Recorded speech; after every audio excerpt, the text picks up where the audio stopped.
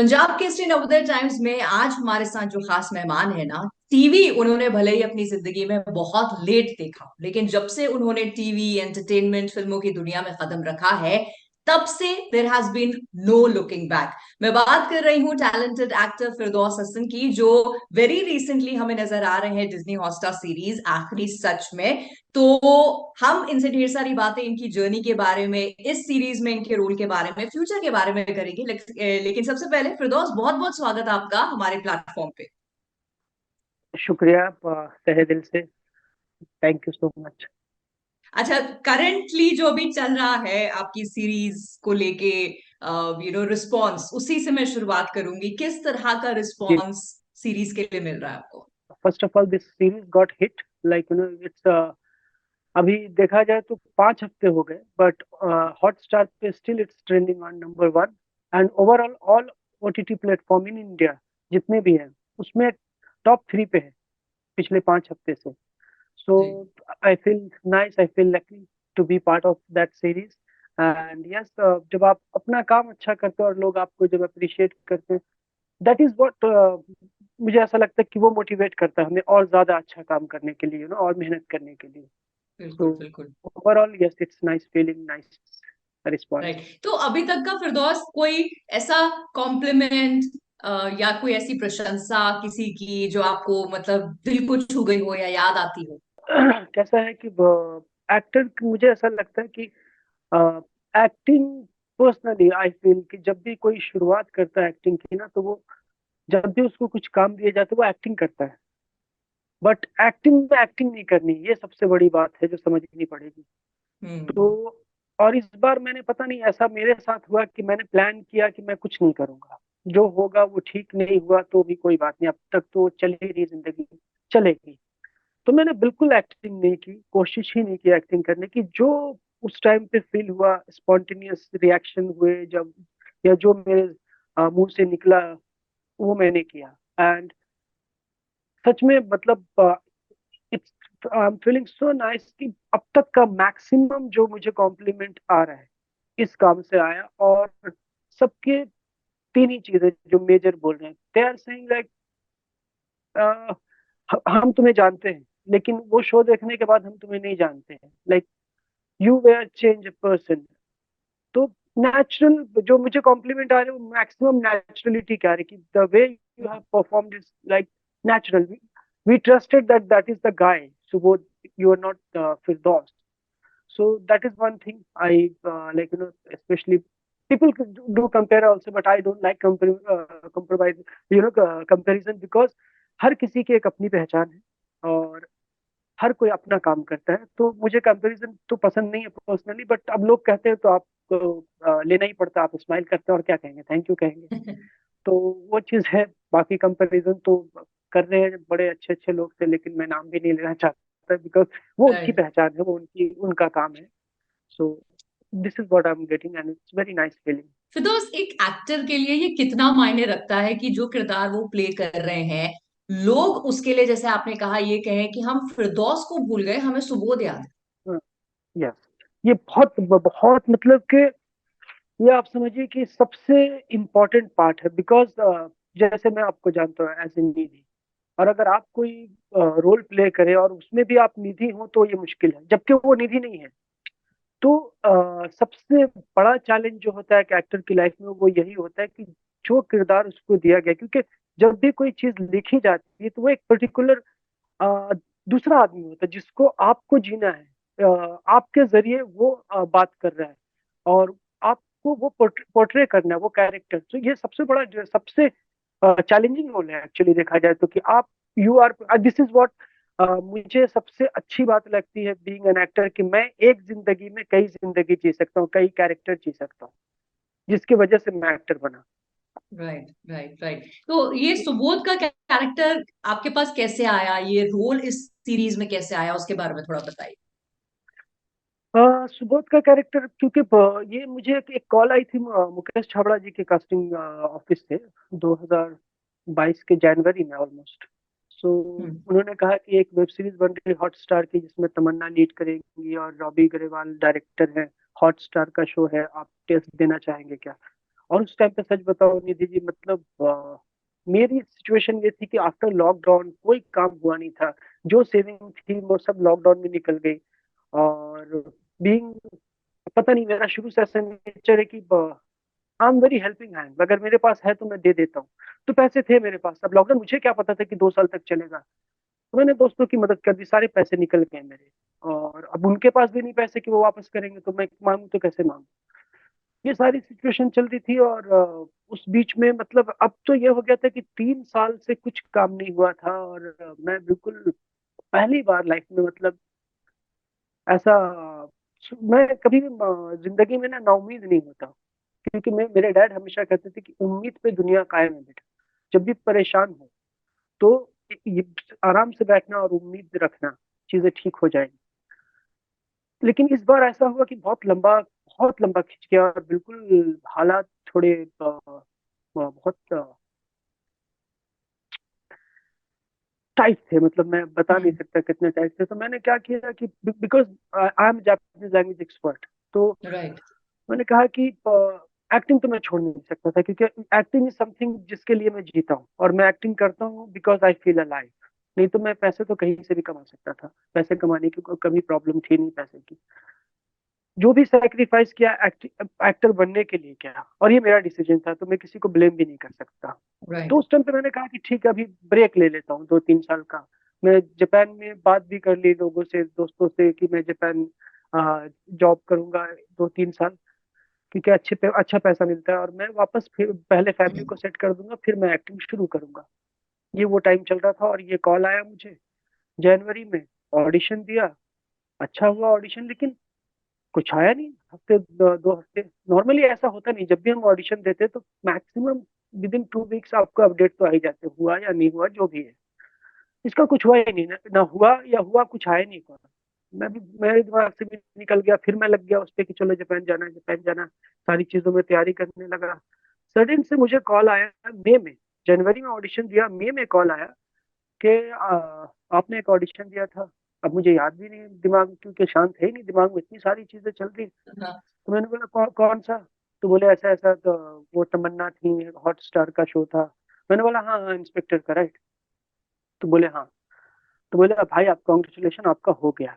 तो ये जब सुना मैंने, तो मतलब मुझे तब तक तो रोल भी नहीं पता था, लेकिन जो ये एक क्या क्या होता है ना, कि जब आपकी जिंदगी में एक पॉजिटिव चीज होती है जिसके लिए आप कोशिश कर रहे होते हैं, तो आप एक, नेचुरली वो इतनी बड़ी न्यूज होती है, इतनी खुशी होती है कि आप बता नहीं सकते। तो मैं खुश हो गया। फिर बोला कि भाई आपको कॉल आएगा प्रोडक्शन वाले से, तो आप बाकी चीजें बात कर लेना, पेमेंट और शूटिंग डेट वगैरह। तो मुझे नहीं पता था। मैंने बोला ओके ठीक है। जब उनका कॉल आया प्रोडक्शन से, तो जिस तरीके से उन लोगों ने बात की, मुझे लगा ये रोल बड़ा है।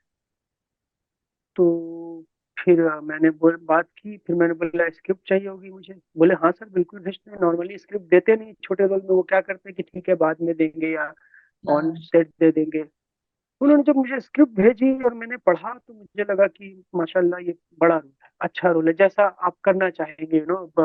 कुछ नहीं है और आपको अच्छा मिले, बड़ा मिले, बिकॉज यू डिजर्व, आपने जिंदगी दे दी इस चीज के लिए। तो वो मुझे ऐसे मिला। और मैंने फिर तो इस बार का ऐसा था माहौल कि मतलब मैंने कुछ सोचा ही नहीं। मैंने बोला बहुत सब्र किया है, बहुत टाइम से वेट कर रहा हूँ। कोई नर्वसनेस की मेरे अंदर कोई जगह नहीं है, गलतियों की कोई गुंजाइश नहीं है। जो करूंगा बेस्ट करूंगा, नहीं तो नहीं करूंगा। दिस इज हाउ ये स्टार्ट हुआ। राइट। और नतीजा सामने आ रहा है, आपका रोल बिल्कुल। नजर भी आ रहा है, पसंद भी आ रहा जी है। लोग जी। जैसे आपने कहा तारीफ भी कर रहे हैं, तो ऐसे ही आपके लिए बिल्कुल माशाल्लाह बिल्कुल। आगे भी चल रहे हैं। लेकिन जी एक चीज आपने अभी कही ना कि जिंदगी में बहुत देख लिया था, तो अब आपने डिसाइड किया कि सबर के साथ में चीजें करूंगा। तो मैं आपसे जानना चाहती हूँ जी। फिरदौस, इसकी वजह क्या ये है कि लाइफ में आपने चैलेंजेस देखे? टीवी, कहीं मैंने पढ़ा था कि 12th में आप शायद पहली दफा थे, तो आपने या बहुत लेट आपने टीवी देखा, ऐसा हाँ कुछ। बहुत लेट, यस। यस, क्योंकि लेकिन वो मेरे घर जो में टीवी तो थी। एक बन गया था आपका कि मुझे आना है इस इंडस्ट्री में। Yes yes, absolutely. क्योंकि मैं, घर में टीवी थी नहीं हमारे घर पे। बहुत छोटे से शहर से हूँ मैं, बिहार में। एक बहुत स्मॉल, मतलब डिस्ट्रिक्ट भी नहीं है, पोस्ट है। तो वहां पे तो वैसे ही टीवी नहीं होती थी हमारे टाइम पे।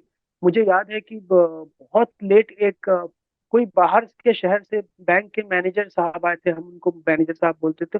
उन्होंने एक टीवी ब्लैक एंड व्हाइट लगवाई थी अल्टीना के साथ हमारे पूरे मोहल्ले में। तो वो बाकी कोई टीवी थी नहीं, और हमारे घर में घर से परमिशन थी नहीं, क्योंकि डैड थोड़ा हमारे स्ट्रिक्ट थे इस चीज को लेकर, फिल्म टीवी वगैरह। तो मैं कुछ हो नहीं पाया। लेकिन जब मैंने फिल्म देखी और फिल्म देख के जो मुझे समझ आया, मैं एक्चुअल में एक वो हीरो होता है उस फिल्म में और वो मर जाता है, और मैं बड़े भाई के साथ देख रहा होता हूँ, तो मैं रोने लगता हूँ। मैंने बोला क्या हो? तो बड़े भाई ने बोला क्या हो? मैं बहुत इमोशनल हूँ, मुझे ये पता चला उस दिन। तो बड़े भाई ने बोला क्या हो गया? मैंने बोला हीरो मर गया। तो बोला अरे मरा नहीं, वो तो एक्टिंग एक्टिंग है थी। हाँ। मैंने बोला अच्छा, फिर भी मुझे यकीन नहीं हुआ। तो कुछ दिन बाद सेम हीरो, शायद वो मिथुन दा थे, हाँ मुझे याद है मिथुन दा की फिल्म थी। तो सेम हीरो की दोबारा फिल्म देखी तो मुझे लगा है ये तो यहाँ पे जिंदा है। तो ये बात मुझे पता नहीं, उस बचपने में उस टाइम में जितनी मेरी समझ रही, मैंने कहा कि क्या जिंदगी है यार, एक आदमी मर जाता है फिर जिंदा होता है, फिर वो दूसरे रोल करता है। तो यहाँ से मुझे शायद वो एक्टिंग का कहीं ना कहीं वो टेस्ट जागा होगा मेरी बॉडी में शायद, कि मैं ये करना चाहूंगा कि एक आदमी 10 12 15 20 जिंदगियां जी सकता है, रोल कर सकता है। तो वहां से लेकिन अब मैं कुछ कर नहीं सकता था, बिकॉज मेरे डैड जिस स्कूल में मैं पढ़ता था वो प्रिंसिपल थे। तो फिल्म वगैरह देखना तो सवाल ही नहीं उठता, एक क्लास बंक किया तो पता चल जाएगा, सारे टीचर अपने इन्फॉर्म कर। तो बड़ा स्ट्रिक्ट सा माहौल था घर उस टाइम पे। तो जब मैं 10+2 के लिए घर से बाहर निकला, पटना गया, वहां से एक्चुअली मैंने शुरू की। अब वहां भी गया तो मुश्किल ये कि मैं हिंदी मीडियम से था, साइंस कॉलेज इंग्लिश मीडियम, सबसे भारी प्रेशर तो वो कि पहले इंग्लिश सीखो। उसमें लगते लगते फिर मैंने थिएटर तो नहीं ज्वाइन किया, लेकिन मैंने मूवीज देखने चालू की। मेरी पहली मूवीज थी टाइटेनिक, हॉलीवुड की, जो अच्छा। मैंने देखी थी लाइफ में। उसको देख के और मैं हिल गया, मैंने बोला ये क्या दुनिया है, ये क्या चीज है। तो दिस इज हाउ मैंने डिसाइड किया, और फिर मैं पढ़ने लगा थिएटर के बारे में, एक्टिंग के बारे में, एक्टर के बारे में। तो मुझे सबसे ज्यादा जो आया वो एनएसडी का ही आया, कि एनएसडी। तो मैंने और मुझे पता किया तो दिल्ली में है, तो मैंने बोला एनएसडी जाऊंगा। तो मैंने बीए मतलब 10+2 पटना से कंप्लीट किया, मैंने टारगेट हो गया दिल्ली जाना। तो मेरे बड़े भाई वहां पढ़ गए थे जेएनयू में, चाइनीज लैंग्वेज में थे वो। तो मैंने बोला, क्योंकि पता किया मैंने एनएसडी में आपका ग्रेजुएशन के बाद एडमिशन होता है। तो मैंने बोला चलो कोई नहीं, पहले मैं दिल्ली पहुंचता हूँ, जेएनयू से ग्रेजुएशन करता हूँ, उसके बाद थिएटर करते करते मैं एनएसडी जाऊंगा। बट वहां गया तो ऊपर वाले ने कुछ और ही लिखा था। मैं जेएनयू ज्वाइन किया, जापानीज पढ़ने लगा, प्लेस शुरू किए, और मैं बीए सेकंड ईयर में ही था। मैंने लक्ष्य फिल्म का ऑडिशन दिया समहाउ, और वो हो गया, और कहानी कुछ और ही हो गई मेरी। तो मैं एनएसडी जा ही नहीं पाया। राइट, एंड जैसे मैंने शुरू तो में कहा था, फिर रेस्ट सेज हिस्ट्री, वहां से फिरदौस आपने कभी ऊपर वाले के करम से पीछे मुड़कर नहीं देखा। मुश्किलें बिल्कुल नहीं, दुश्वारियां आई, लेकिन आपने, बिल्कुल जैसे आई। आपने कहा, आपके पिताजी की एक सीख है कि उम्मीद पे दुनिया कायम है, जी, उसको लेके आगे आगे चल रहे जी, जी, हैं। बिल्कुल। रियली मतलब बहुत इंस्पायरिंग सा लग रहा है ये। कई ऐसे लोगों की कहानी लग रही है कि हम गुजरे हैं ऐसे दौर से, और जी, हमने भी इस जी, तरह से वो किया है। बिल्कुल, बट बिल्कुल, हैविंग सेड बिल्कुल। दैट, एक एक्टर की अपनी एक ग्रीड होती है ना, कुछ भूख होती है जी, बिल्कुल, रोल्स के बिल्कुल। लिए, कैरेक्टर्स, जी, जी, या किसी सर्टेन टीम के साथ काम करने के लिए। फिरदौस, आपसे अगर बिल्कुल। मैं पूछूं तो कितनी है अंदर वो भूख, और अब तक कितनी शांत हुई है? नहीं शांत है, बहुत ज्यादा है, क्योंकि मैं, आप ये समझिए कि शुरू में तो नहीं, शुरू में समझ नहीं आता था, शुरू में तो शुरू था, बचपना था बिल्कुल, तो वो सब कुछ अच्छा लगता है, छोटा सा मिल गया, आप दिख गए, अच्छा लगता है। लेकिन जब आप अपनी जिंदगी देते हैं और आप जब समझते हैं उस चीज को, और जब आप पूरी तरह से तैयार हो जाते हैं ना, तब आपको लगता है कि आप जो आपके अंदर है वो दिखाना है लोगों को। लेकिन कहाँ दिखाएंगे, मौका तो मिलना चाहिए ना। तो भूख तो बहुत ज्यादा है, और अभी भूख मेरी ऐसी है कि मुझे कोई सिंपल रोल नहीं करना, मुझे चैलेंज पसंद है जिंदगी में। अब तक मैं जिंदगी में चैलेंज पे ही खड़ा हूँ। मतलब मेरा कोई भी बॉम्बे में था नहीं, पूरे खानदान से कोई नहीं आया, रिश्तेदार कोई नहीं है, मैं अकेला आया। मैंने जो किया यहाँ पे, मतलब खुद के दम पे तो नहीं कहेंगे, क्या होता है कोई भी इंसान कुछ कर रहा होता है तो वो करता तो अकेला है, लेकिन उसके आसपास तो चाहे वो फोन पे हो, चाहे उसकी फैमिली हो, फ्रेंड हो, दोस्त हो, वो रहते तो हमेशा है। लेकिन हाँ, राइट। यहाँ पे कोई था ही नहीं। तो भूख खत्म तो नहीं हुई, और शायद मुझे नहीं लगता कि होगी, बिकॉज ये एक्टिंग एक ऐसे, मुझे लगता है एक ऐसा फील्ड है ना, कि आप जब लास्ट काम करके चले जाते हो उसके बाद भी आपको लगता है कि और बेस्ट हो सकता था, मैं और बेस्ट कर सकता था। तो मुझे कैरेक्टर कुछ ऐसा चाहिए जिसमें चैलेंज हो, कि मुझे तोड़ना पड़े अपनी बॉडी को, मुझे तोड़ना पड़े अपने लुक को, मुझे तोड़ना पड़े अपने। सबसे फर्स्ट जो मुझे लगता है एज एन एक्टर, इन सारी चीजों के ऊपर जो एक चीज होती है वो दिमाग होता है। कि आप जब तक दिमाग से उस कैरेक्टर को अडॉप्ट नहीं करेंगे, मतलब हम्म। उसका मतलब ये हुआ कि आपको कपड़े पहना दिए जाए, आपको लुक क्रिएट कर दिया जाए, उससे क्या होगा? जब तक आपके अंदर आप उसकी सोच को नहीं लेंगे कि वो कैरेक्टर सोचता क्या है, वो बिहेव कैसे करता है, तब तक आप नहीं कर पाएंगे। मुझे वैसे रोल चाहिए जो चैलेंजिंग हो, जो किसी की हम्म। बायोपिक हो, जो बिल्कुल मेरे स्ट्रक्चर का बंदा ना हो। वो चाहे तो बहुत मोटा हो तो मैं बिल्कुल मोटा हो जाऊंगा, बहुत दुबला है तो मैं दुबला हो जाऊंगा, लेकिन मैं वैसा करना चाहता चलिए, मे द यूनिवर्स लिसन और वो इस तरह के रोल्स भी आपके पास आए फिरदौस। लेकिन एक तो हूँ। हो जी गया आखिरी सच, और अभी इसके जी बहुत सारे अच्छे रिव्यूज आ रहे हैं, लोग देख रहे हैं, जैसे जी कहा आपने जी नंबर 1 पे जी। ट्रेंड भी कर रहा है। आगे आने वाले हम्म। वक्त में कहाँ पर आपको हम देख पाएंगे? अभी एक फिल्म कर रहा हूँ मैं, उसका नाम है इश्कानिया। इश्क की कहानियां, ऐसे 2 वर्ड से इश्क कहानियां बनाया है, जिसमें मैं लीड प्ले कर रहा हूँ। तो उसकी ओके। ऑलमोस्ट 70% कंप्लीट हो चुकी है शूटिंग, और 30% हम शायद मे भी इस मंथ एंड से था, बट गणपति वगैरह है तो शायद वो बोल रहे हैं कि नेक्स्ट मंथ से शूट शुरू करेंगे। एक तो वो है, और एक फिल्म मैंने की है रिवाज, वो कंप्लीट हो चुकी है। उसमें again I am playing a cop. So वो कब रिलीज होगी डेट मुझे नहीं पता।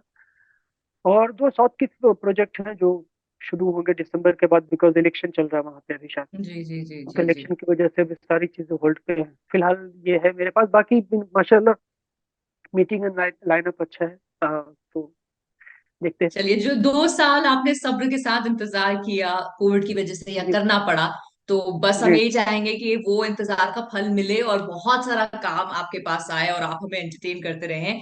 जाते बिल्कुल। जाते कुछ है जो आप आपके काम को पसंद करने वाले लोगों के लिए कहना चाहेंगे?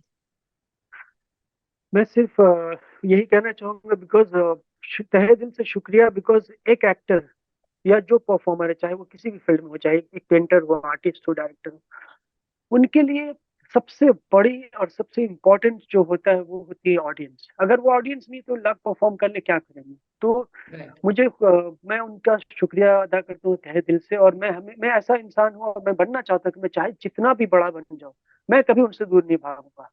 मैं खुद जवाब दूंगा, बिकॉज उसके लिए मैं मेहनत कर रहा हूँ। नहीं तो मुझे एक्टर क्यों बनना था? नहीं बनना है, ठीक है। अगर मैं बना हूँ, जब मैंने अपनी लाइफ को पब्लिक लाइफ कर ही दी है, तो फिर मुझे उनसे भागना क्यों? तो मैं बस ये कहूंगा, अब जिस तरह से प्यार दिया अब तक आप लोगों ने, आगे दे, और मैं इंशाल्लाह और अच्छा करूंगा। मैं मेहनत से कभी पीछे नहीं हटता, क्योंकि मेरा ये मानना है कि टैलेंट फर्स्ट प्रायोरिटी, बिल्कुल। सेकंड होती है हार्ड वर्क, जो कि जो ये मेरा मानना है। बाकी हर किसी का अपना तरीका होगा, बट मेरे हिसाब से कोई शॉर्टकट नहीं होता है। Talent, hard work, patience, time, ये सारी चीजें लगती है, तभी जाके कोई इंसान एक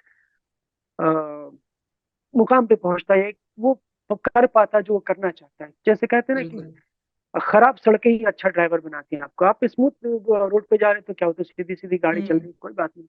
लेकिन जब तक आप गड्ढे में नहीं जाएंगे, आड़े टेढ़े रोड पे नहीं जाएंगे, आप अच्छा ड्राइवर नहीं बन पाएंगे। बिल्कुल तो बिल्कुल। मुश्किलें आती हैं जिंदगी में, वो आपको सिखा के जाती हैं। मैं ऐसे देखता हूँ जिंदगी को कि जो अच्छा हुआ मोस्ट वेलकम, जो ऊपर नीचे हुआ, हार्ड टाइम चले, वो लर्निंग था, सीखा, ताकि हम उससे बिल्कुल। समझें और क्या गलतियां नहीं करनी जिंदगी में, ये हमारे दिमाग में बात आए।